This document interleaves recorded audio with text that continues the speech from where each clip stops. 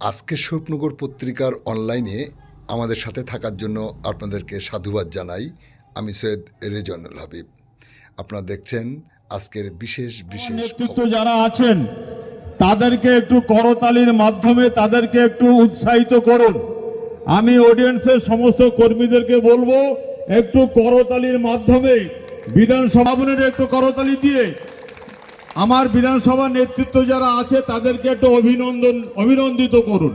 নেতৃত্বে লক্ষ্মীর ভান্ডার থেকে শুরু করে কন্যাশ্রী থেকে শুরু করে স্বাস্থ্যসাথী, বাচ্চাদের স্কলারশিপ, হাজার রকম মমতা বন্দ্যোপাধ্যায়ের উন্নয়ন আমরা বাংলা তথা সারাপোল অঞ্চলের মানুষ ভোগ করছি। পাশাপাশি সারাপোল নির্মাণ গ্রাম পঞ্চায়েতের পক্ষ থেকেই সারাপোলে যে 23টা বুথ আছে 23টা বুথে আমরা সঠিক পরিষেবা পৌঁছে দিতে পারছি। কিন্তু বড় দুঃখের বিষয় এটাই, যেহেতু আপনারা আমার ঘরের মানুষ, আপনাদের সাথে শেয়ার করাটা আমার নৈতিক দায়িত্ব, কর্তব্য। যদি শেয়ার না করি আপনারা একদিন প্রশ্ন চিহ্ন হয়তো তুলবেন, প্রধান সাহেব এই জিনিসটা কেন আপনি আমাদেরকে কেন জানাননি। মমতা বন্দ্যোপাধ্যায়ের নেতৃত্বে উন্নয়ন হচ্ছে, আমরা আপনাদেরকে পাইয়ে দেওয়ার জন্য চেষ্টা করছি এবং পাইয়ে দিচ্ছি। কোনো মানুষ বঞ্চিত যাতে না হয় তার জন্য পঞ্চায়েতের মেম্বার, প্রধান, উপপ্রধান, অঞ্চল সভাপতি যারা যারা আছে তারা সবাই করছে মমতা বন্দ্যোপাধ্যায়ের উন্নয়নটা পৌঁছে দেওয়ার জন্য। পঞ্চায়েতের মাধ্যমে আপনাদের দুয়ারে উন্নয়ন পৌঁছে দিচ্ছে।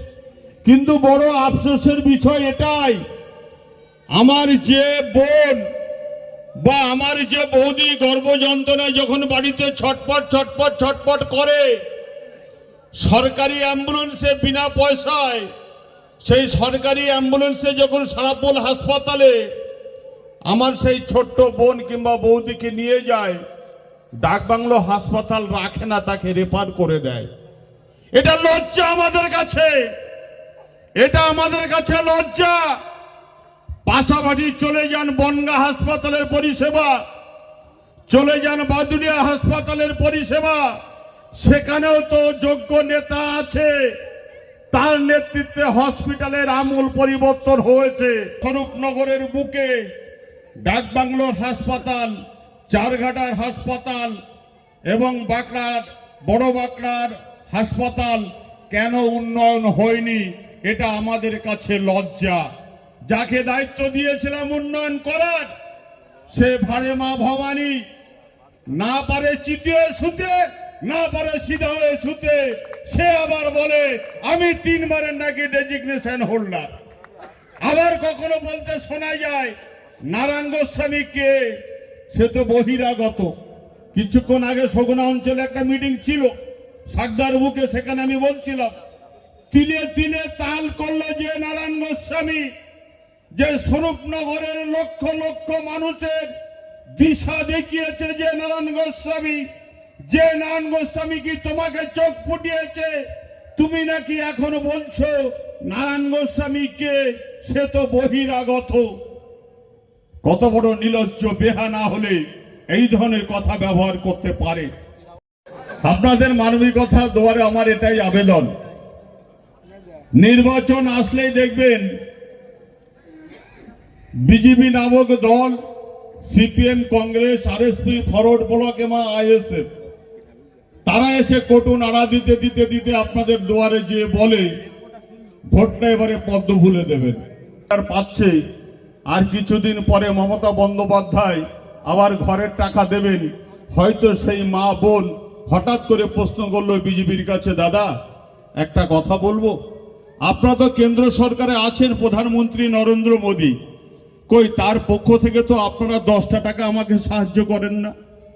যে বাংলার মহিলাটা আমাকে লক্ষ্মীর ভান্ডারে টাকা দিচ্ছে, বিধবা ভাতা, বার্ধক্য ভাতার টাকা দিচ্ছে, কৃষি পেনশনে টাকা দিচ্ছে, স্বাস্থ্যসাথীর পরিষেবা দিচ্ছে, আমরা তো সেই মমতা বন্দ্যোপাধ্যায়ের জোড়া ফুলে ভরে দেব। তখন সেই বিজেপি কি বলে জানেন? ওটা কি মমতা বন্দ্যোপাধ্যায়ের পকেটের টাকা? ওটা কি মমতা বন্দ্যোপাধ্যায়ের গাড়ির টাকা? ওটা তো মমতা বন্দ্যোপাধ্যায় দেয় না, ওরা সরকারি টাকা দেয়। আপনারা প্রতিবাদ করুন। আপনারা প্রতিবাদ করুন, আপনারা আন্দোলন করুন ওই বিজেপির বিরুদ্ধে, কারণ আপনারা তো সরকারে রয়েছেন পরপর দুবার কেন্দ্রে। মমতা যদি সরকারের টাকা আমাদেরকে দেয়, তাহলে তুমি বিজেপির প্রধানমন্ত্রী নরেন্দ্র মোদী, তোমার প্রধানমন্ত্রী কেন আমাদেরকে লক্ষ্মীর ভান্ডারের টাকা মমতা যেটা দিচ্ছে 1000, তুমি নরেন্দ্র মোদীকে বলো 2000 দিতে।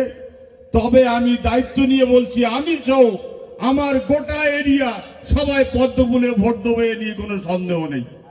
এই প্রশ্ন চিহ্ন আপনারা রাখবেন কিনা বলুন, একবার মুখ খুলে বলুন যে বিজেপির এই কথার প্রতিবাদ আমরা করব। আপনারা জোরসে একবার আওয়াজ দিয়ে বলুন তো যে হ্যাঁ আমরা প্রতিবাদ করব। বলুন, হাত উঁচু করে বলুন অন্তত আপনারা প্রতিবাদ। আন্দোলনের মূল সার্থকতা আমরা আজকে ফিরে পেলাম।